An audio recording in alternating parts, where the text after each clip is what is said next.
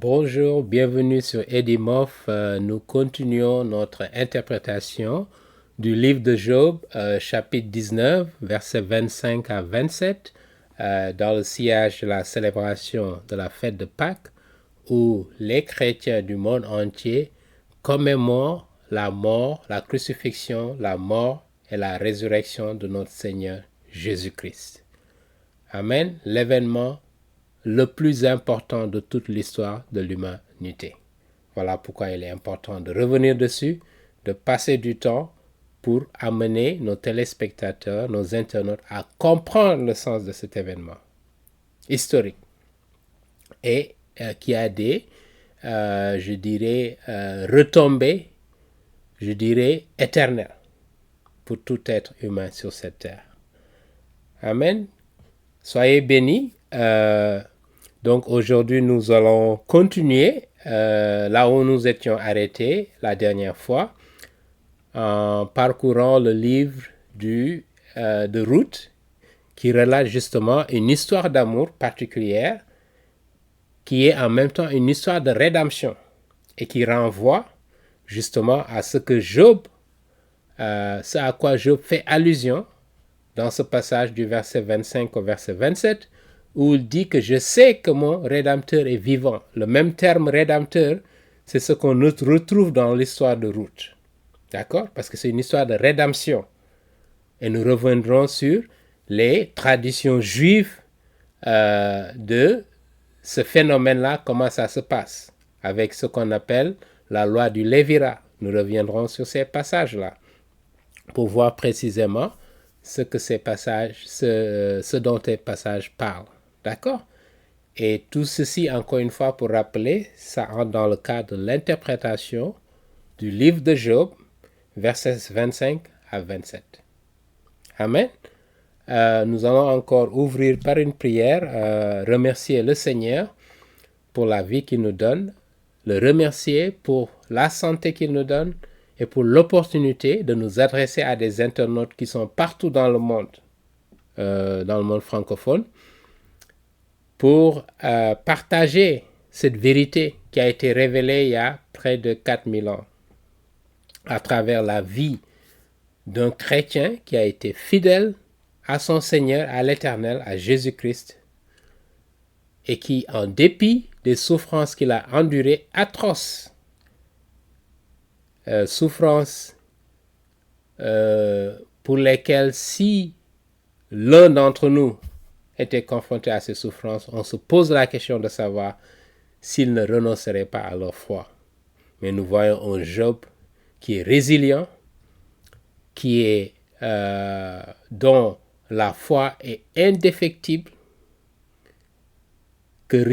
qu'aucune circonstance de la vie ne peut détourner de l'Éternel. Et c'est le challenge que Satan avait lancé à Dieu, précisément, dans le chapitre 1 du livre de Job, où Satan est venu se plaindre auprès de Dieu, parce que jusqu'ici, apparemment, il a accès au trône de Dieu. Rappelez-vous, dans le livre de l'Apocalypse, au chapitre 12, les 5 premiers versets ont fait référence à une bataille qui a eu lieu au ciel, entre les anges, entre les bons anges et les mauvais anges qui se sont rebellés, et après, on les a chassés du paradis. Ils sont venus sur terre. Mais on voit que Satan, en tout cas, je ne connais pas les autres démons, on ne le dit pas de façon explicite dans la Bible, et donc quand on ne le dit pas de façon explicite, on ne peut pas se prononcer. Donc, mais Satan, on sait qu'il a accès encore au ciel. On le voit dans le livre de Job. Il est toujours ce qu'on nous dit dans le Nouveau Testament, c'est lui qui accuse la fraternité, les frères en Christ, frères et sœurs en Christ. D'accord? Et c'est le rôle qu'il continue de jouer pour s'attaquer à la vie des chrétiens. Voilà pourquoi nous devons être vigilants. Nous devons être vigilants dans nos vies, dans nos comportements, ce que nous projetons au dehors, non pas dans l'hypocrisie, mais une vie de sincérité et de pureté, de sainteté je veux dire, à laquelle nous sommes appelés en tant que chrétien, sur le lieu du travail, dans les activités de loisirs, partout où nous sommes les ambassadeurs, si nous sommes chrétiens, de Jésus-Christ. Et il faut que nous nous comportions comme des ambassadeurs de Jésus-Christ. Nous devons l'honorer, non pas le déshonorer par nos comportements. Amen. Et donc Job, en dépit des circonstances extraordinairement désastreuses et tragiques dans lesquelles il a vécu, n'a jamais une seule fois renoncé à sa foi en Dieu. Il n'a jamais remis en cause la fidélité de Dieu. D'accord? Sa miséricorde et sa bonté. Il s'est accroché à ça. Malgré ce que ses amis proches lui disaient, lui faisant croire qu'il avait commis un péché, qu'il avait renié Dieu. Mais il sait qu'il a vécu dans la droiture et que ce dont il souffrait ne résultait pas de ses péchés, mais que c'était l'attaque de Satan, mais il ne le savait pas. Et nous pouvons être dans de telles circonstances. On ne sait pas toujours parce que Satan, il a des stratégies qu'on ne maîtrise pas toujours. Mais si on reste dans la volonté de Dieu, il ne pourra rien contre nous. Parce que celui qui est à l'intérieur de nous, l'Esprit Saint qui est en nous, est beaucoup plus fort parce que c'est l'Esprit Saint qui a même créé Satan lui-même. Il est beaucoup plus fort que celui qui est dans le monde, comme nous le rappelle le Nouveau Testament. Amen. Donc, que le Seigneur bénisse notre rencontre aujourd'hui, qu'il ouvre vos cœurs, vous qui m'écoutez, qu'il vous bénisse vos familles, et qu'il vous amène à une plus grande intimité avec lui dans vos vies de tous les jours, dans votre vie de prière, dans votre vie de méditation sur sa parole, que nous devons méditer jour et nuit, sans cesse, partout où nous sommes, dans nos lieux de travail, lorsque nous allons pour faire des courses, n'importe où, nous devons méditer sa parole. Nous devons garder cette relation intime avec lui et le représenter fidèlement. Et l'honorer par nos comportements, par notre façon de parler et de communiquer, d'échanger avec les autres. Et donc, qu'il bénisse notre rencontre aujourd'hui et qu'il nous aide à une meilleure compréhension de ce passage du livre de Job et du livre de Job en général, qu'il puisse nous illuminer dans notre tentative d'interpréter ce passage. Amen.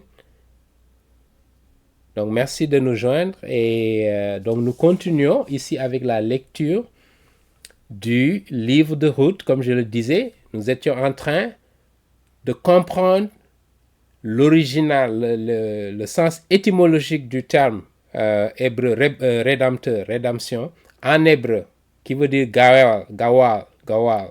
Ok? Nous avions vu ça. Si vous venez de nous joindre, je vous invite à retourner à la vidéo précédente pour voir un peu ce que nous avions exposé. Et si vous n'avez pas souscrit à notre chaîne, faites-le immédiatement en cliquant le bouton de la souscription. Amen. Et que le Seigneur vous bénisse. Donc, nous avions regardé ce terme qui apparaît dans plusieurs livres de l'Ancien Testament. D'abord, le livre de Job, au verset 25, nous l'avions vu. On peut encore le revoir rapidement pour ceux qui nous joignent pour la première fois. Donc ici, le terme Job chapitre 19, verset 25. Mais je sais que mon Rédempteur, voilà le terme hébreu qui veut dire Gawal. Et si nous regardons ici, dans ce site, si vous allez ici dans Redeemer, ça veut dire Rédempteur, le terme hébreu est là, Gawal. Donc nous avions parcouru un certain nombre de versets dans la Bible qui font explicitement référence à ce terme-là. Dans les psaumes, dans le livre d'Ésaïe, dans Proverbes, dans Jérémie, le prophète Jérémie, etc. Il y a beaucoup de références d'Ésaïe justement sur le Rédempteur, la notion de rédemption, de salut. Le livre d'Ésaïe est bourré de références par rapport à ça. Surtout dans la deuxième partie du livre d'Ésaïe, à partir du chapitre 40, voilà, jusqu'au chapitre 66. D'accord? Voilà. Donc, C'est cela le passage que nous sommes en train d'examiner. Laissez-moi le relire encore une fois avant qu'on ne rentre dans l'histoire de Ruth. D'accord? Donc ici, donc il dit, je sais que mon Rédempteur est vivant et qu'il se lèvera à la fin des temps. Le dernier, c'est pas correct sur la terre. Et quand ma peau sera détruite, pour dire quand je serai mort et décomposé, mon corps décomposé, il dit, il se lèvera. Laisse-moi regarder la bonne traduction. After my skin won't destroy this body, lorsqu'ils vont détruire mon corps, cependant, dans ma chair, je verrai Dieu. D'accord? Ici, ce n'est pas quand je n'aurai plus de chair, non. Dans ma chair, pour dire lorsque je vais ressusciter avec un corps glorieux. D'accord? Qui n'est plus soumis à la corruption, mais un corps tel que nous l'avons physique, je verrai Dieu. Et ce Dieu-là, c'est justement ce Rédempteur dont tu parles. En d'autres termes, pour vous, témoins de Jéhovah qui me suivez, ou Mormons, qui pensaient que Jésus-Christ est un Dieu avec un D minuscule, non. C'est lui le Rédempteur, c'est lui le sauveur de cette humanité. Et Job dit que je le verrai, le Dieu là, le Rédempteur là, c'est Dieu lui-même, et je le verrai face à face. Amen. Voilà ce que Job nous dit ici dans ce passage. D'accord? Et donc, je le verrai et il me sera favorable. Mes yeux le verront, non pas ceux d'un autre. Et nous reviendrons sur ce terme. Mon âme languit d'attente au-dedans de moi-même. J'aime aussi cette traduction ici, qui me paraît refléter pour dire qu'il a cette espérance de rencontrer son Rédempteur et son Dieu. Amen.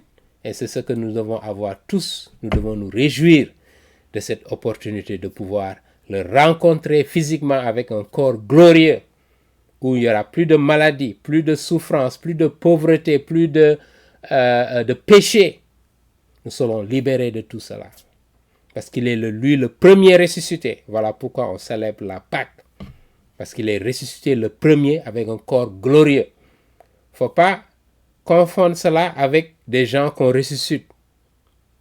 Il y a eu des miracles de gens qui ont été ressuscités. Surtout dans le Nouveau Testament. Mais ces gens-là, ils ont été ressuscités, mais ils sont morts après physiquement décomposés. Une personne n'a été ressuscitée de façon glorieuse avec un corps glorieux à part Jésus-Christ. D'accord? Mais lorsqu'il va revenir pour prendre son Église, pour dire les enfants de Dieu qui seront sur terre vivants, ce qu'il va faire, quand il va revenir, il ne va pas mettre les pieds sur terre. Et ça, nous le savons dans la première épître de Saint Paul aux Thessaloniciens, chapitre 4, à partir du verset 15 jusqu'au verset 17. D'accord? Ou encore la première épître de Saint Paul aux Corinthiens, chapitre 15, versets 50 à 53. On parle justement de cet enlèvement, ce qu'on appelle l'enlèvement, où il va ressusciter avec un corps glorieux. Et c'est de cette résurrection-là dont parle Job.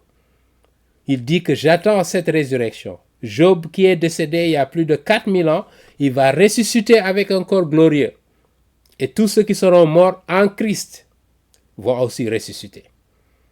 Et ceux qui sont vivants et en Christ, qui sont des enfants de Dieu, Jésus-Christ va les amener avec lui au paradis, au ciel. Amen. Avant de revenir 7 ans plus tard pour, je dirais, établir, pour juger le monde, ceux qui vont rester sur cette terre. Et quand on parle de jugement, là, c'est la punition. Donc ceux qui seront sur terre et qui n'auront pas porté leur foi en Jésus-Christ, quand il va revenir, ils seront jugés. En plus des morts, de ceux qui sont morts et qui n'ont pas connu Jésus-Christ. D'accord? Il va juger d'abord ceux qui seront sur terre, il va les envoyer à l'enfer, et il y aura ce qu'on appelle le dernier jugement. Ça, c'est après les 1000 ans de règne qu'il va régner sur cette terre. À Jérusalem, à partir de Jérusalem. Ce n'est pas un règne spirituel, non. Il y a certains chrétiens qui avancent cette idée de Jésus qui est revenu de façon spirituelle, non. Il nous a dit physiquement, il va revenir sur terre. Il va régner pendant 1000 ans. D'accord? Avec les chrétiens. À la fois de l'Ancien Testament comme du Nouveau Testament, d'accord, qui ont été ressuscités avec un corps glorieux. Ils vont vivre sur terre avec Jésus-Christ, régner avec lui. Et il donnera des responsabilités diverses à ceux qui lui ont été plus fidèles. Parce que c'est la justice de Dieu. La justice parfaite. Il n'y aura pas d'injustice. Un iota d'injustice n'existera pas parce que notre Dieu, il est saint, il est pur et il est juste. D'accord? Tous ceux qui l'ont rejeté, ils seront rejetés et séparés de lui. Mais ceux qui l'auront accepté, reçu comme leur Seigneur et leur Dieu, qui sont repentis, sont tournés vers lui pour vivre selon sa volonté, ceux-là vont régner avec Jésus-Christ sur terre à partir de Jérusalem. Et c'est cela ce que les Écritures nous disent. Et nous reviendrons sur ces aspects-là. Mais entrons dans le vif ici de ce passage pour relire l'histoire de Ruth, d'accord, qui parle de rédemption et qui renvoie à ce Jésus-Christ qui va venir, qui est notre proche parent, parce que le terme Gawel en hébreu renvoie à quelqu'un qui agit comme un parent proche en votre nom pour vous libérer, je dirais, de l'esclavage, pour vous libérer d'une dette que vous avez contractée, que vous ne pouvez pas payer, pour vous libérer de tout. D'accord? Et c'est ce que Jésus-Christ, exactement comme Boaz, le mari de Ruth, a fait pour libérer Ruth, la sortir de la pauvreté, etc., de la misère.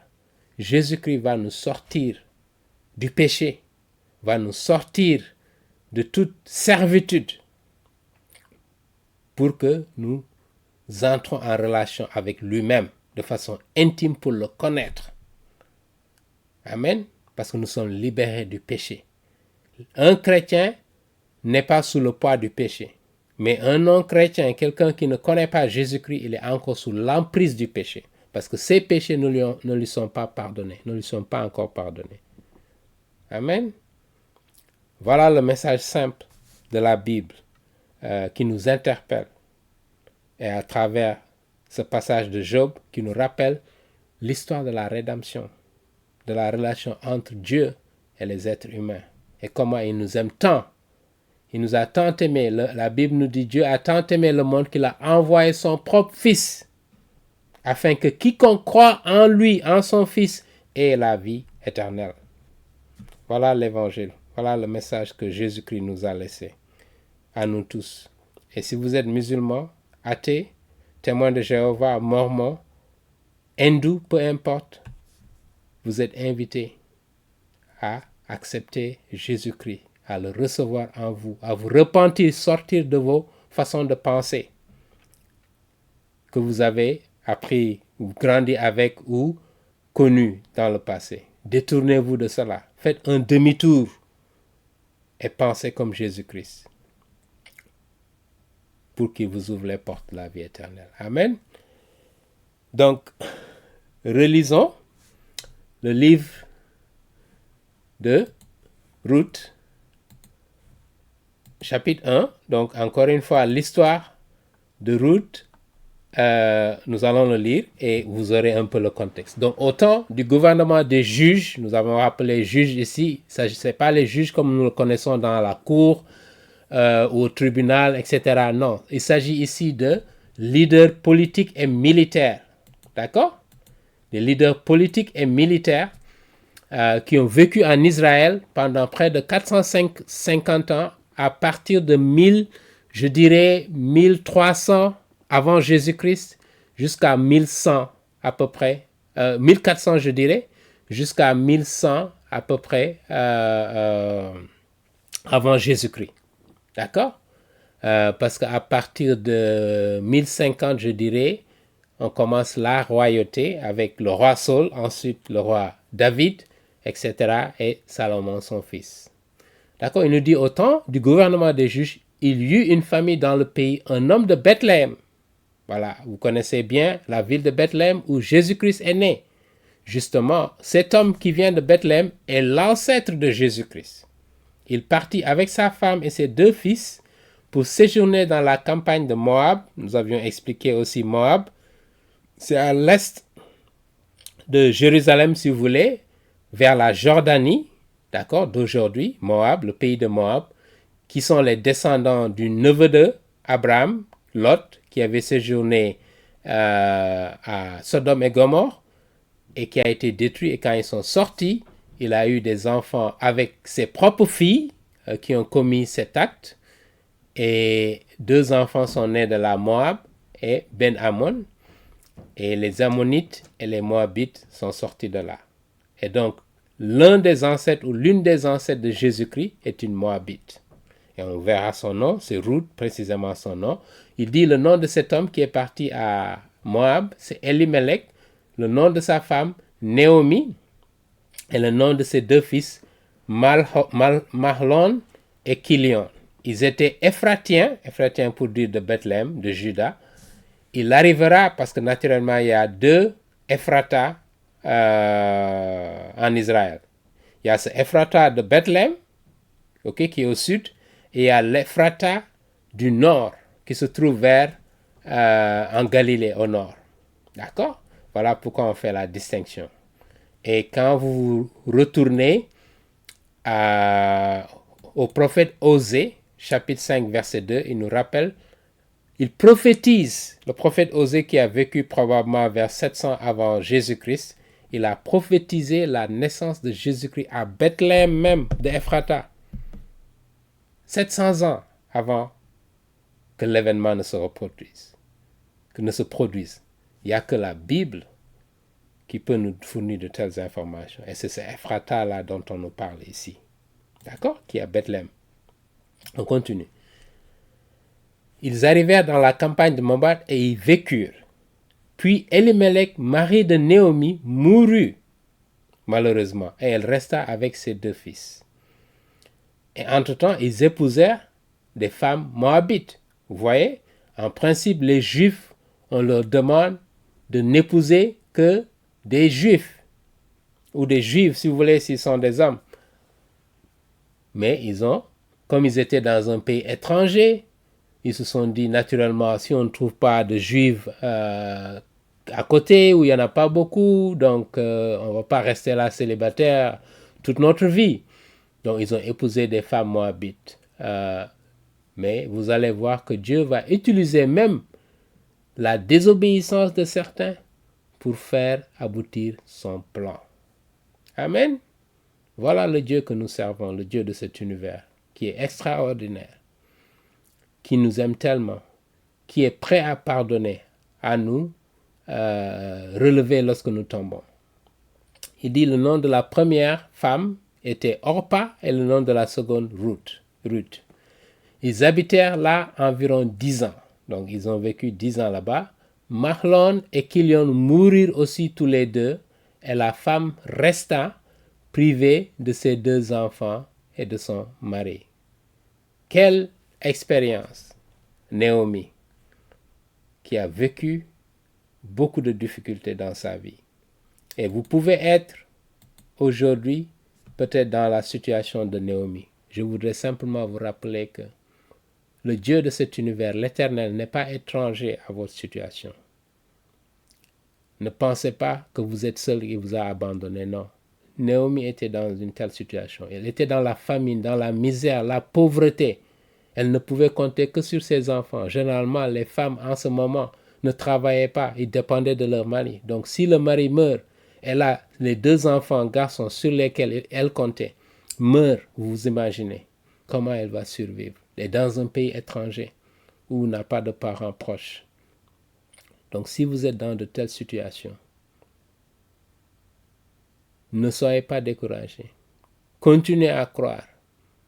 Continuez à vous battre pour sortir de cette situation naturellement. Mais portez ce combat au niveau spirituel. Demandez que le Seigneur continue de vous donner cette force de supporter cette souffrance et de ne jamais remettre en cause votre foi en lui.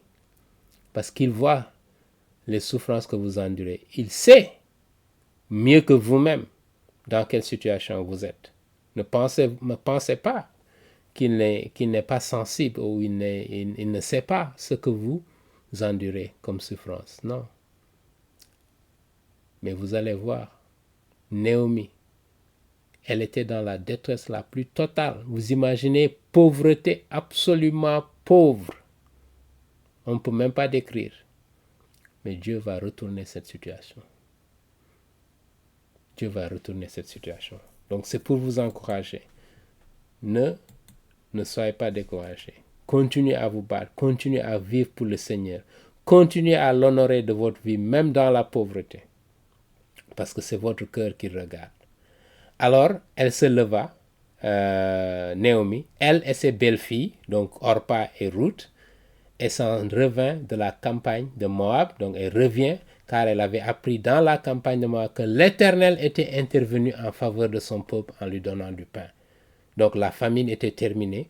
Il commençait à avoir encore des récoltes et les gens n'avaient plus faim.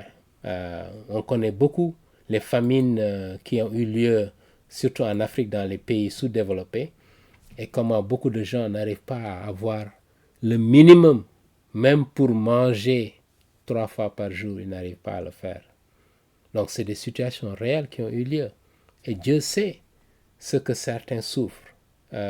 Si vous suivez cette vidéo dans des zones rurales les plus reculées, où même il n'y a pas beaucoup d'accès à l'Internet, je vous rappelle que le Seigneur n'est pas étranger à votre situation. Il sait ce que vous endurez. D'accord? Mais lisez sa parole, méditez sur ces passages de Ruth pour comprendre qu'il y a un Dieu et qu'il est capable du tout, du miracle. D'accord? Elle sortit du lieu où elle vivait, ses 2 belles-filles avec elle, et elles se mirent en route pour retourner au pays de Juda. Naturellement, elles marchent. Je ne pense pas ou bien elles prennent un animal pour marcher de Moab à Bethléem. C'est peut-être des kilomètres et des kilomètres. D'accord? Verset 8, Naomi dit à ses 2 belles-filles, allez, retournez chacune à la maison de sa mère. Que l'Éternel use de bienveillance avec vous, comme vous l'avez fait envers ceux qui sont morts et envers moi, disons envers ses fils et envers elle-même. Que l'Éternel vous donne à chacun de trouver du repos dans la maison d'un mari, que vous puissiez vous remarier. C'était son vœu. Elle les embrassa. Elles se mirent à sangloter, elles ne veulent pas l'abandonner. Et elles lui dirent, non, nous irons avec toi vers ton peuple, nous n'allons pas te laisser seul. Naomi dit, retournez mes filles, pourquoi viendrez-vous avec moi? Ai-je encore dans mon sein des fils qui puissent devenir vos maris? Retournez mes filles, allez, car je suis trop vieille pour appartenir à un homme, et quand je dirai, il y a de l'espoir pour moi, quand cette nuit, j'appartiendrai à un homme et que je mette des fils au monde. Elle veut leur dire, même si je devais tomber enceinte encore pour donner naissance à des garçons, ils ne pourront pas se marier à vous. Attendriez-vous pour cela qu'ils aient grandi? Refuseriez-vous pour cela d'appartenir à un homme? Pourquoi ne pas aller simplement vous remarier et refaire vos vies? Non, mes filles, car mon sort est plus amer que le vôtre. Elles ne veulent pas, Naomi ne veut pas que ses belles-filles souffrent encore davantage. Il leur dit, ne revenez pas avec moi, restez là, cherchez de nouveaux maris. Refaites votre vie. Et la main de l'Éternel s'est abattue sur moi. Elles sanglotèrent encore. Orpa embrassa sa belle-mère, mais Ruth s'attacha à elle. Notez bien la différence. Et à cause de ce geste-là, Orpa, on ne sait pas ce qu'elle est devenue. Mais on sait Ruth ce qu'elle est devenue. Parce qu'elle n'a pas abandonné cette foi en l'Éternel. Je rappelle que Orpa et Ruth, c'était des païens. Ils ne connaissaient pas l'Éternel, le Dieu de Jacob. Mais Ruth, elle a persisté. Et nous sommes interpellés. Il faut persister dans votre conviction que Dieu ne vous abandonnera jamais. Que Dieu est fidèle. Persistez dans cette croyance. Que rien dans les circonstances de la vie ne vous amène à remettre cela en cause. Orpa, parce qu'elle a voulu je dirais, chercher la voie la plus facile, sa mémoire a été effacée de la Bible. On ne sait pas si elle a eu une relation avec l'Éternel. Elle avait l'opportunité avec Naomi qui connaissait bien l'Éternel, son mari, ses enfants. Donc elle avait une idée, elle était exposée à la vie, je dirais, des Juifs. Mais elle a choisi un autre chemin. Et aujourd'hui, peut-être que vous êtes dans le même, je dirais, scénario, vous qui m'écoutez. Vous êtes à la croisée des chemins et vous vous demandez, est-ce que je vais me détourner du chemin que je suis pour emprunter le bon chemin avec l'Éternel, le Dieu de Jacob, ou bien est-ce que je vais prendre le chemin peut-être le plus facile qui me permet de continuer à jouir des choses dont je jouis, ou en tout cas qui me permet de ne pas m'exposer à des difficultés. Mais si vous êtes dans cette situation, l'Esprit Saint vous interpelle de ne pas laisser la facilité, la convenance prendre le dessus sur votre éternité. Amen. J'espère que ça, c'est un message que vous aurez à cœur de méditer. D'accord? Elle embrassa sa belle-mère, mais Ruth s'attacha à elle. On continue. Deuxième chapitre. Naomi avait un parent de son mari. Notez bien ceci maintenant. C'était un homme puissant et riche de la famille d'Elimelech et qui se nommait Boaz. Okay? En anglais, on dit Boaz. Ici, c'est Bouz ou Boaz. Je dirais Bouz, si vous voulez. D'accord? Et donc, pourquoi on nous parle de cet homme? Parce que justement, Naomi a perdu son mari et sa belle-fille a perdu son mari, qui était le fils de Naomi, sa belle-fille Ruth, qui est restée avec elle à Bethléem. Elle a choisi d'émigrer à Bethléem. Elle a choisi la meilleure voie. D'accord? Maintenant, Ruth la Moabite dit à Naomi, sa belle-mère, je vais aller au champ pour glaner des épis. Elle savait bien qu'il n'avait absolument rien, mais elle a choisi de rester avec Naomi. Non seulement pour l'honorer, mais elle savait qu'ils ont un Dieu qui est particulier. Elle voulait savoir ce Dieu-là, vivre avec elle, sans savoir ce qui va arriver. D'accord? Il dit, je vais aller au champ pour glaner des épis derrière celui dont j'obtiendrai la faveur. Ici, ça rappelle étrangement, dans la société juive durant cette période, lorsque vous étiez pauvre, il y a un système, si vous voulez, de protection sociale qui est mis en place. Lorsque vous êtes riche, un propriétaire terrien qui a beaucoup de, je dirais, de terre et de culture, à la saison des récoltes, vous ne devez pas tout récolter et tout prendre. Vous devez laisser une partie des récoltes par terre, afin que ceux qui sont pauvres, ceux qui n'ont pas de terre, qui n'ont pas assez à manger, qu'ils puissent identifier ces terres-là où il y a de la nourriture, où il y a des choses qui sont cultivées, pour les ramasser, pour les glaner ici et là, parce qu'ils sont pauvres. C'est le système qui a été mis en place, que Dieu a voulu que les Juifs mettent en place, pour que personne ne soit né faim, pour que même les pauvres puissent arriver à subvenir à leurs besoins alimentaires. D'accord? Il dit, je vais aller au champ pour glaner des épis derrière celui dont j'obtiendrai la faveur. Elle va sans savoir ce qui va l'attendre. Avec foi, elle va aller chercher de la nourriture pour elle et sa belle-mère. Elle lui dit, va, ma fille. Elle partit avec la providence divine, d'accord, et s'en vint glaner dans un champ derrière les moissonneurs. Il se trouva que la pièce de terre appartenait à Bouz, qui était de la famille d'Eli-Melech. On insiste sur ça pour une raison. Parce que justement, selon la loi juive, il y a ce qu'on appelle la loi du Lévira. Et selon cette loi, précisément, quelqu'un dont le mari meurt, ok, doit,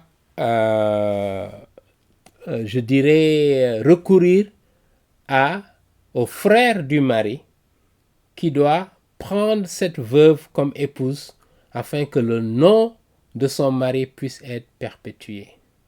C'était ça l'objectif. Et voilà ici pourquoi on insiste sur quelqu'un qui est proche de la famille. Allons-y là-bas pour voir dans le livre de Deutéronome chapitre 25 et nous allons lire le verset 5 à 10. Regardons ça de près. Nous allons, je vais laisser ça ici, je vais aller ici pour regarder le livre de Deutéronome chapitre 25. Comme ça on va regarder cette loi du Lévira chez les Juifs qui dit précisément comment ça se passe du verset 5 au verset 10. Lisons. Ici, lorsque des frères demeurent ensemble et que l'un d'eux mourra sans laisser de fils. Notez bien. Ici, dans le cas de Ruth, la belle-fille de Naomi, elle était mariée, son mari est mort, elle n'a pas eu d'enfant. Ni une fille, ni même de fils. Donc, elle est dans cette situation. On nous dit la femme du défunt ne se mariera point au dehors avec un étranger. Vous voyez les conditions. Mais son beau-frère, donc le frère de son mari qui est décédé, ira vers elle, la prendra pour femme et l'épousera comme beau-frère. Le premier-né qu'elle enfantera succédera au frère mort et portera son nom. C'est pour que le nom de son mari qui est défunt justement ne soit pas perdu à jamais, afin que ce nom ne soit pas effacé d'Israël. C'était ça l'objectif. Donc une loi que Dieu a instaurée pour régler ces problèmes. Si cet homme ne veut pas prendre sa belle-sœur, notez bien, elle montera à la porte vers les anciens, là où les anciens règlent les problèmes d'ordre social et culturel, et dira: mon beau-frère refuse de relever en Israël le nom de son frère. Il ne veut pas m'épouser par droit de beau-frère. Les anciens de la ville l'appelleront, donc ce beau-frère-là qui refuse, et lui parleront. S'il persiste et dit: je ne veux pas la prendre, je ne veux pas la marier, alors sa belle-sœur s'approchera de lui en présence des anciens, lui ôtera son soulier du pied. Donc ça, c'est un acte vraiment qui vous expose dans la société, la communauté, et lui crachera au visage pour lui dire que c'est un vaurien. Et prenant la parole, elle dira: ainsi sera fait à l'homme qui ne relève pas la maison de son frère. D'accord? Voilà ce qu'on appelle l'histoire du Lévira, la loi du Lévira chez les Juifs. Donc si vous êtes un mari, vous mourrez, vous laissez une femme sans descendance. Votre frère doit hériter de cette femme parce qu'il est le plus proche, qui est le parent le plus proche. Et s'il refuse, vous voyez, on l'expose sur la place publique, on lui montre que c'est un vaurien parce qu'il ne veut pas perpétuer le nom de son frère. D'accord? C'est exactement la situation de Ruth ici. D'accord?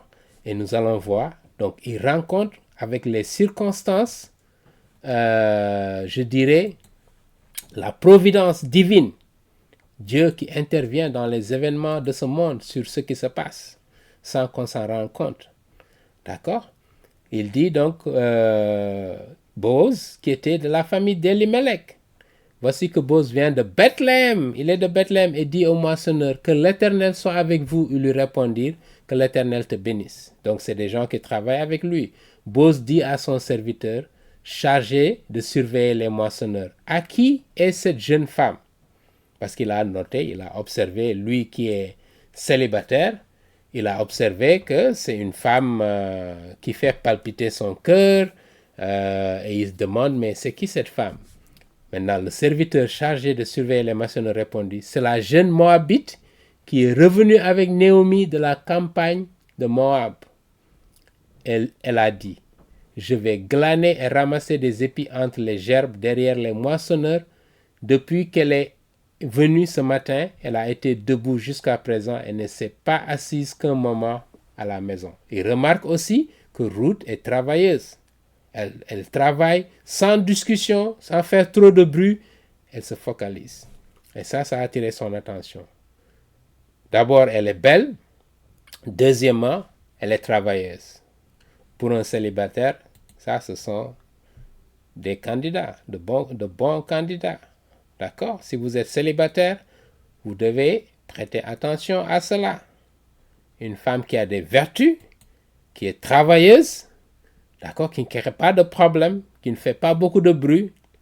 D'accord, verset 8, Bouz dit à Ruth, écoute bien, ma fille, ne va pas glaner dans un autre champ. Alors là, il veut qu'elle se campe, qu'elle reste ici. Ne t'éloigne pas non plus d'ici et attache-toi à mes servantes. Elles vont te servir. Aie les yeux sur le champ que l'on maçonne et tu iras derrière elles. Il veut lui donner même priorité pour glaner. Qu'elle ramasse tout ce qu'elle peut. D'accord? Avec les moissonneurs. D'accord? Il dit, voici, j'ai ordonné aux serviteurs de ne pas te toucher. Et quand tu auras soif, tu iras aux cruches et tu boiras de ce que les serviteurs auront puisé. Elle lui donne même des privilèges supplémentaires. Alors elle tomba en se prosternant la face jusqu'à la terre. Elle lui dit, comment ai-je obtenu ta faveur pour être reconnu? Moi qui suis pauvre, je n'ai rien. Il n'y a rien qui marche dans ma vie. Personne ne prête attention à moi. Tout le monde m'a abandonné parce que je suis pauvre. Moi qui ne suis qu'une inconnue. Elle se pose la question. Mais elle ne se rend pas compte qu'il y a un Dieu dans cet univers qui est capable de prendre l'ordinaire pour le tourner en extraordinaire. De prendre ce qui est inconnu pour en faire une réputation mondiale, je dirais. D'accord? Cette femme inconnue aujourd'hui est connue. Il y a des millions et des millions de personnes qui s'appellent Ruth aujourd'hui à cause de cette histoire de la Moabite qui est restée gravée dans l'histoire de l'humanité et qui est associée à l'histoire de notre Sauveur, de notre Rédempteur. Et nous sommes toujours sur le thème de la rédemption, je le rappelle. On est en train de faire l'exégèse du livre de Job, chapitre 19, versets 25 à 27. On parle de Rédempteur et l'histoire que nous sommes en train de dire, c'est une histoire de rédemption.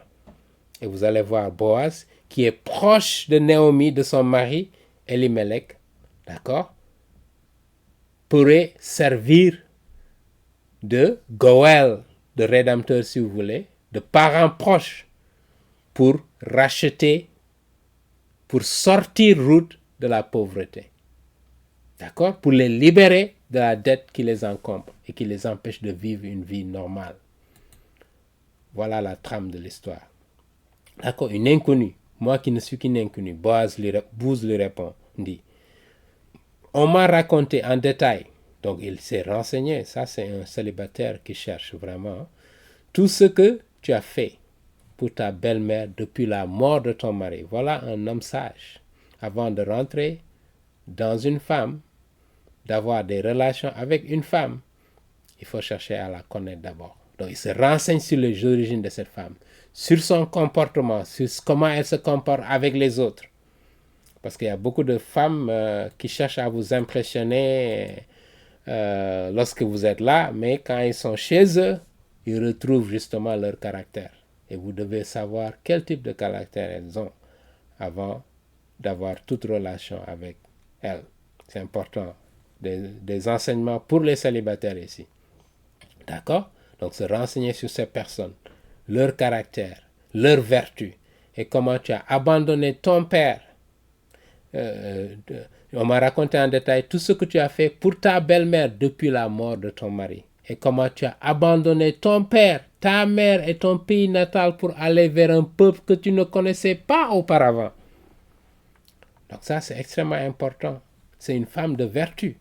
Que l'Éternel te rende ce que tu as fait. que ta récompense soit complète de la part de l'Éternel. Il est tellement impressionné par Ruth qu'il vraiment prie que l'Éternel intervienne, le Dieu d'Israël, sous les ailes de qui tu es venu te réfugier.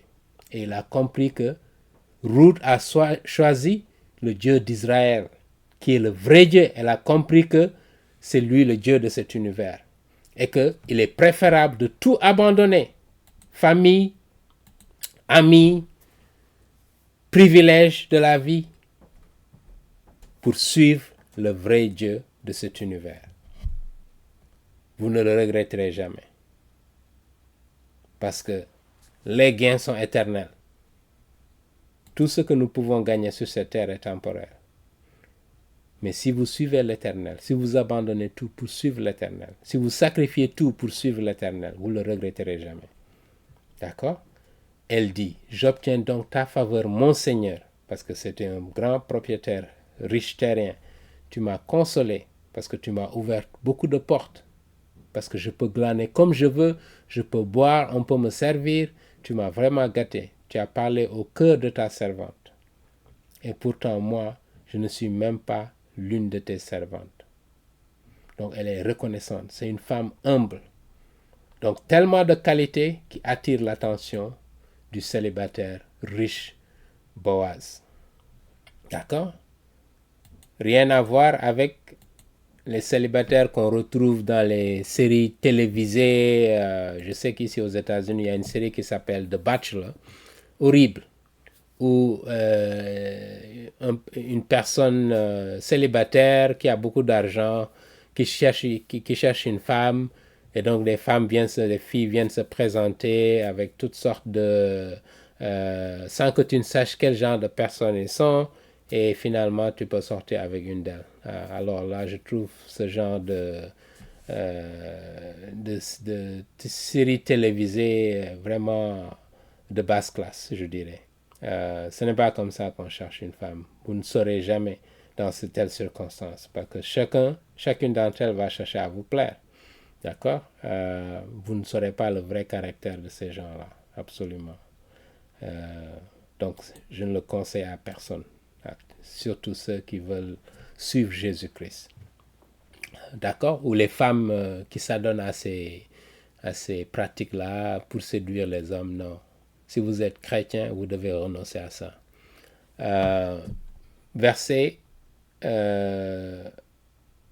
Chapitre 3, je dirais. Naomi, sa belle-mère, lui dit, « Ma fille, je voudrais te procurer du repos pour que tu sois heureuse. » D'accord? Là, Naomi qui sait qu'il y a cette loi du Lévira là, et il sait que Bouz qui est riche, il est de la famille de son mari. Donc il y a ils sont proches de son fils qui est décédé, qui était le mari de Ruth. Il dit, et maintenant, Bouz avec les servantes de qui tu as été, n'est-il pas notre parent? Il lui rappelle. Or, lui-même doit vanner cette nuit les orges qui sont dans l'air. Donc, il est en train de tramer une stratégie. Il n'y a rien de mal à cela. Lave-toi, il dit, Naomi la prépare. Parfume-toi, mets tout ce qu'il y a de beau, puis mets tes beaux habits et descends sur l'air. Ne te fais pas connaître à lui avant qu'il ait achevé de manger et de boire. Donc, il lui donne des instructions sur les façons de faire, parce qu'elle, c'est une paysanne, si vous voulez. Elle vient de la campagne, donc peut-être elle ne connaît pas les bonnes habitudes et tout. Et donc, sa belle-mère lui donne un peu des types de stratégies pour séduire et puis attirer davantage l'attention, parce qu'il sait que là, il y a une opportunité à saisir. Et il n'y a rien de mal. Si vous avez un bon caractère, vous êtes vertueuse, Dieu ouvre des portes. Et s'il y a une porte qui est ouverte, ne restez pas là à faire la timide. Non, saisissez cette opportunité, parce que c'est Dieu qui vous l'a ouvert. Voilà, pour changer votre vie, pour transformer votre vie. Donc, n'ayez pas peur. D'accord? Il dit, ne te fais pas connaître avant qu'il ait achevé de manger. Quand il ira se coucher, tu observeras à quel endroit il se couche. Donc, tu fais attention à tous ses pas. Ensuite, tu iras découvrir ses pieds et tu te coucheras. Donc, ça fait partie des traditions juives. C'est pas de la prostitution, je le rappelle, hein, pour ceux qui penseraient qu'elle fait une sorte de prostitution déguisée. Non, il te dira lui-même ce que tu auras à faire. D'accord? Tu vas à la plante de ses pieds. Elle lui répondit, tout ce que tu m'as dit, je le ferai. Voilà une femme sage qui, si elle ne connaît pas les habitudes, elle suit des personnes qui connaissent ces habitudes-là. Et ils ne vont jamais le regretter. Elle descendit donc jusqu'à l'air et fit tout ce que sa belle-mère avait ordonné. Une femme sage. Booz mangea et but et son cœur fut joyeux, il était content. Il alla se coucher à l'extrémité du tas de gerbes. Ruth vint tout doucement, découvrit ses pieds et se coucha à côté. Au milieu de la nuit, cet homme frissonna et se retourna, Booz. Voici qu'une femme était couchée à ses côtés. Pour lui dire quoi? Que je suis intéressé à toi. Et c'est comme ça dans la société juive, culturellement, il y a des façons d'agir qui vous donnent des signaux, qui vous disent ce qu'elle cherche, mais de façon vertueuse. Et ça faisait partie de cette tradition. Donc, ne pensez pas que c'est de la prostitution déguisée. Non, absolument pas. Et vous verrez ici. Il dit, au milieu de la nuit, cet homme fit sonner, voici qu'une femme que j'aimais. Il dit, qui es-tu? Elle répondit, je suis Ruth. Donc, lui, il ne savait pas que Ruth était couchée à côté de lui. Il dit, je suis Ruth, ta servante. Étends ton aile sur ta servante. Là, elle s'exprime maintenant. Elle ne cache pas son intention, que comme il a vu que lui, il est intéressé à elle, elle aussi, elle veut lui montrer qu'elle est intéressée à lui. Donc, pour les femmes, là, c'est un message pour les femmes qui, parfois, je dirais, prétendent qu'elles ne sont pas intéressées et font des manigances. Non. Si vous êtes intéressé, il faut le dire. Il n'y a rien de mal à avouer cela et puis de façon décente, je dirais. Mais faites connaître à l'homme qui vous intéresse que vous êtes intéressé. Il n'y a rien de mal à cela. D'accord?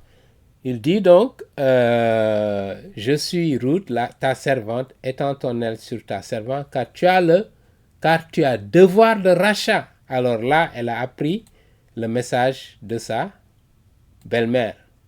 D'accord? Tu as le devoir de rachat. Et ça c'est précisément la loi du Lévira dont on avait parlé. D'accord? Donc la loi du Lévira qui précise que lorsque votre mari est mort, on prend le beau-frère ou la personne la plus proche si le beau-frère ne veut pas. Il se trouve que Booz était proche du fils de Naomi ou du mari de Ruth et qu'il était bien positionné pour l'avoir. Mais il voulait suivre le droit, respecter les traditions. Il ne voulait pas, parce qu'il était riche, enfreindre les lois. Non, parce qu'on voit aussi beaucoup de gens, parce qu'ils sont riches, ne respectent pas le droit, ne respectent pas les règles, les coutumes. Il faut le respecter. C'est un signe aussi que Booz était un homme vertueux, d'accord, qui a rencontré une femme vertueuse. Il dit, sois bénie de l'Éternel, ma fille, cette dernière marque de loyauté vaut mieux encore que la première, car tu n'as pas recherché des jeunes hommes pauvres ou riches. D'accord? Elle aurait pu se limiter, sachant que naturellement, Ruth devait être beaucoup plus jeune parce qu'elle venait juste de perdre son mari. D'accord? Donc, elle aurait pu te dire, je vais me taper un jeune garçon mignon, bien musclé, avec toutes les, je dirais, toutes les, je ne sais pas, les formes ou les choses dont les femmes rêvent, etc. D'accord? Elle n'est pas allée chercher cela. Elle a regardé d'abord un homme vertueux, d'accord, qui, en même temps, peut la sortir de sa, je dis, précarité, d'accord, pour lui donner une certaine assurance, parce que les femmes aiment bien avoir une assurance dans leur vie. Ça fait partie de la façon dont Dieu les a conçus, si vous voulez. Donc la sécurité, c'est important pour les femmes, d'accord. Donc elle a trouvé en cet homme, même s'il était plus âgé. Au lieu de dire, oh, je vais tricher, je vais sortir avec cet homme riche-là, mais je ne l'aime pas vraiment. J'ai mon copain jeune là, mignon, qui est à côté. Il y a beaucoup de femmes qui jouent ce jeu-là. Si vous êtes chrétien, vous devez sortir de ces jeux-là. D'accord? Vivre une vie d'intégrité, de pureté, sexuelle y compris, pour plaire à Dieu. Voilà ce que Dieu nous demande. Ne vous laissez pas impressionner ou embrigader par les courants modernes qui vous fait croire que si vous n'avez pas eu de contact avec les hommes, c'est que vous êtes naïf et tout. Non. Dieu nous demande de garder la virginité jusqu'au mariage. Voilà l'enseignement de la Bible. Et si vous dites chrétien, si vous dites que vous êtes un enfant de Dieu, vous devez vous assouvir à cela. Vous devez vivre une vie de pureté. Pas seulement à l'église, mais partout. D'accord? Il dit, maintenant ma fille, sois sans crainte. Je ferai pour toi tout ce que tu diras. Car sur la place publique, chacun sait que tu es une femme de valeur. Vous voyez bien? Il dit même partout, c'est remarqué, que vous êtes une femme de valeur. Maintenant, il est vrai que j'ai devoir de rachat. Mais il en existe un autre plus proche que moi. Voilà un homme honnête. Même s'il veut la femme à tout prix, il doit respecter ce que les traditions exigent. La loi du Lévirat.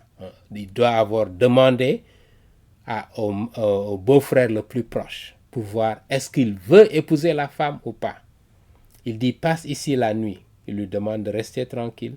Au matin, s'il veut s'acquitter de son devoir de rachat envers toi, c'est bien qu'il s'en acquitte. Mais s'il ne lui plaît pas de s'en acquitter envers toi, moi, je m'en acquitterai envers toi. Donc il la rassure. Booz rassure Lot pour lui dire que je vais me renseigner. S'il ne s'acquitte pas de son devoir, moi-même je m'en occuperai parce que tu m'intéresses. Il dit l'Éternel est vivant, reste couché jusqu'au matin. Et on termine ici. Le dernier verset, si vous voulez. Le dernier verset de ce passage et on va conclure. Donc il dit ici Boaz est monté, chapitre 4. Boaz est monté à la porte et s'y est assis. Donc la porte où la communauté se retrouve, où il règle les problèmes de la communauté, le droit, les passations, les ventes, etc. Donc tout se passe sur la place publique. Disons, c'est comme si c'était à la mairie où on règle les problèmes civiques, si vous voulez, et religieux. Or, voici que celui qui avait devoir de rachat, rappelez-vous Deutéronome chapitre 25, versets 5 à 10, et dont Booz avait parlé, vint à passer. Booz lui dit, approche-toi, assieds-toi ici, toi, un tel.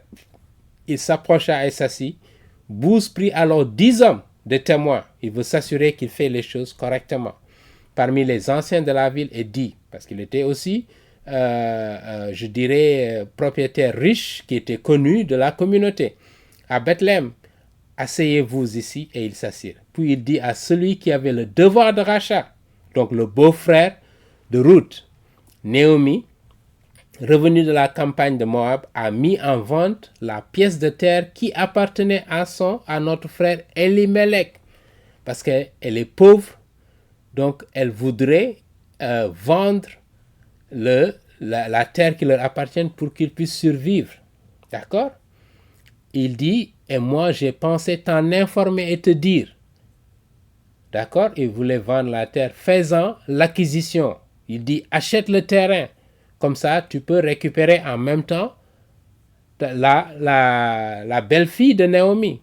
Il dit, faisant l'acquisition en présence de ceux qui siègent et des anciens de mon peuple. Si tu veux racheter, rachète. Si tu ne rachètes pas, déclare-le-moi que je le sache, car il n'y a personne à part moi qui ait ce devoir. Donc après lui, la personne la plus proche, c'était Booz. Et il voulait lui rappeler cela. Il dit, je ne l'ai qu'après toi. Il répondit, c'est moi qui rachèterai. Il dit que si toi tu refuses en toute connaissance de cause, moi-même je prendrai ce terrain, je racheterai le terrain et je prendrai comme épouse Ruth. Booz dit, le jour où tu acquerras le champ de la main de Naomi, tu l'acquerras en même temps de Ruth, la Moabite, femme du défunt, parce que la terre justement devait revenir au fils, mais comme le fils est décédé, ça revient à la femme du défunt, pour maintenir le nom du défunt sur son héritage. Celui qui avait le devoir de rachat répondit, je ne peux pas racheter pour mon compte, de peur de détruire mon héritage. Il avait peur, lui. Il dit, rachète pour toi ce que j'ai le devoir de racheter, car je ne peux pas racheter. On ne sait pas dans quelles circonstances cette situation-là a trouvé le beau-frère de Ruth. Mais en tout état de cause, il ne voulait pas racheter parce qu'il ne voulait pas se retrouver peut-être avec une dette. En tout cas, Dieu seul sait, mais Dieu a orchestré ces événements de sorte que Booz puisse rencontrer Ruth. Sans même forcer les choses. Parce que Booz lui-même était intéressé, Ruth était intéressée, et il se trouve que ce parent le plus proche, rappelez-vous la notion de rédemption. La notion de rédemption où Ruth va être libérée, Naomi va être libérée, parce que quelqu'un va acheter la terre d'elle, parce qu'elle n'avait plus rien. Comme ça leur donne au moins de l'argent pour pouvoir survivre, manger, d'accord, payer le loyer, etc. Les besoins élémentaires. Vous voyez? Donc Booz lui dit, en toute honnêteté, si tu ne le rachètes pas, je suis le plus proche. Il a fait ses recherches. Il s'est rendu compte qu'après le beau-frère là, c'est lui. Et lorsque le monsieur s'est désisté, il a dit, voilà, Dieu a ouvert une porte. Ok, il dit, rachète-toi tout ce que j'ai le devoir de racheter, car je ne peux pas le racheter. Donc c'est le beau-frère qui parle. Autrefois en Israël, pour valider une affaire quelconque relative à un rachat ou à un échange, on notait sa sandale et la donnait à l'autre pour valider. Et cela servait d'attestation en Israël.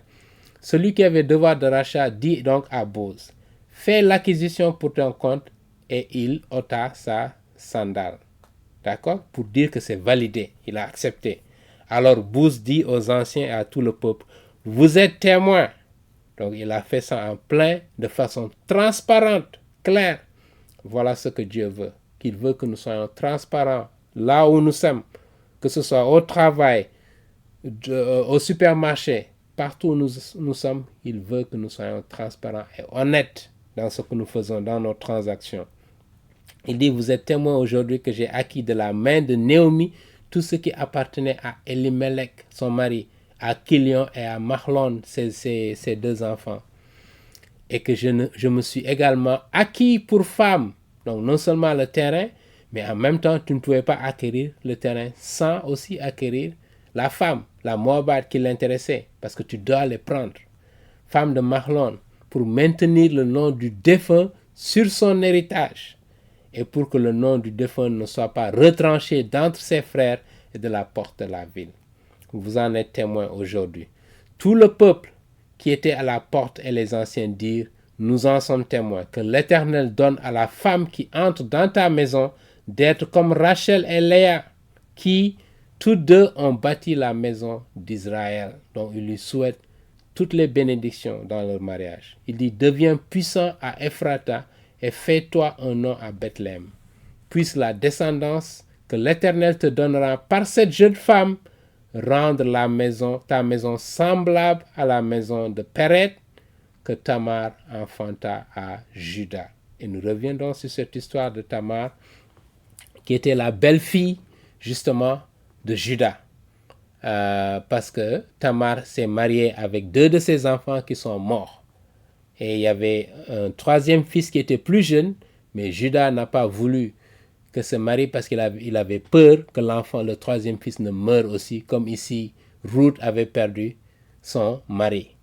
Donc Tamar a trouvé un moyen de coucher avec Juda jusqu'à l'enceinte, et c'est Pérez justement qui est le descendant de ce mariage-là. Amen. Et donc, on continue verset 13. Bouz prit Ruth qui devint sa femme et il alla vers elle. L'Éternel permit à Ruth de concevoir et elle enfanta un fils. Les femmes dirent à Naomi, béni soit l'Éternel qui ne t'a pas laissé manquer aujourd'hui d'un rédempteur. Vous voyez le terme ici? Et nous allons regarder ça dans le lexique en hébreu, justement, pour voir le même terme. Donc, chapitre 4, verset 14, le Rédempteur dont le nom sera célébré en Israël. Il te fait revenir à la vie et soutient ta vieillesse, car ta belle-fille qui t'aime l'a enfantée, elle qui vaut mieux pour toi que 7 fils. Naomi prit l'enfant et le mit sur son sein, et ce fut elle qui l'éleva. Les voisines lui donnèrent un nom en disant, un fils est né à Naomi. Elles l'appelèrent du nom d'Obed. C'est lui le père d'Isaïe, père de David. Obed est donc le grand-père de David. Et Jésus-Christ est descendant de David. Voici les descendants de Péret. Péret engendra Esron. Esron engendra Ram. Ram engendra Aminadab. Aminadab engendra Naklon. Naklon engendra Salma. Salma qui était le mari de Rahab, justement. Salmon engendra Boaz, dont on parle, Bouz. Bouz engendra Obed. Obed engendra Isaïe. Isaïe engendra David. Amen. Et c'est ça l'histoire de Ruth de la rédemption. D'accord? Regardons maintenant ici la signification dans Ruth, chapitre 4, verset 14, comme nous venons de le voir, la même expression de rédempteur. D'accord? Il dit celui qui est son rédempteur. D'accord? Regardons ici cette expression. Rédempteur, Ruth chapitre 4, verset 14. Kinsman, en anglais ici. Et vous voyez cette expression, gawal. Vous vous rappelez que c'est le terme rédempteur. Donc quelqu'un qui est venu te libérer, qui agit comme le parent le plus proche ici, d'accord, pour te racheter d'une dette que tu ne peux pas rembourser, ou bien de l'esclavage qui te frappe. D'accord? Et c'est précisément cette histoire de rédemption-là qui renvoie, qui est prémonitoire d'une histoire qui va venir, je dirais, plus de 1000 ans après. Parce que le livre de Juges, le livre de Ruth est dans la période de Juges, probablement vers la fin, 1100, 1200 avant Jésus-Christ. Et ça va annoncer un autre travail de rédemption, un autre Goël, qui sera le dernier Goël qui va venir, parce qu'il va être un parent proche de nous. Il est devenu un être humain comme nous, donc notre parent, pour nous racheter toute l'humanité. Ici, c'était pour racheter Ruth et Naomi, mais Jésus-Christ va racheter toute l'humanité entière du poids du péché. Et que si vous ne le connaissez pas aujourd'hui, vous êtes toujours dans vos péchés. Et il vous demande de vous repentir et d'accepter son travail de rédempteur qu'il a fait pour vous libérer de la dette infinie que vous avez contractée en péchant contre le Dieu de cet univers, en offensant le Dieu de cet univers, en désobéissant à ses commandements, en refusant son message de salut. Vous êtes interpellé. Allez-vous accepter ce que le Goël a fait pour vous racheter? Comme ça, vous êtes libéré de toute dette? Ou allez-vous persister dans votre vie en refusant le Goël? Job ici, dans ce passage, lui, il accepte. Il veut voir le Goël. Il attend de voir le Goël parce que c'est lui qui peut le libérer de ses souffrances.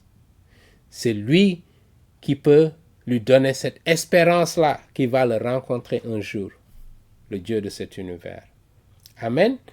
Nous allons nous arrêter ici et nous allons revenir pour conclure l'étude de ce passage du livre de Job, encore dans la perspective de la célébration des fêtes de Pâques, pour que vous saisissiez le sens et la signification du terme Goël, de la notion de rédemption que Jésus-Christ a concrétisé lorsqu'il est venu mourir sur la croix et ressusciter le troisième jour. Amen. Que le Seigneur vous bénisse. Restez à l'écoute et à la prochaine fois.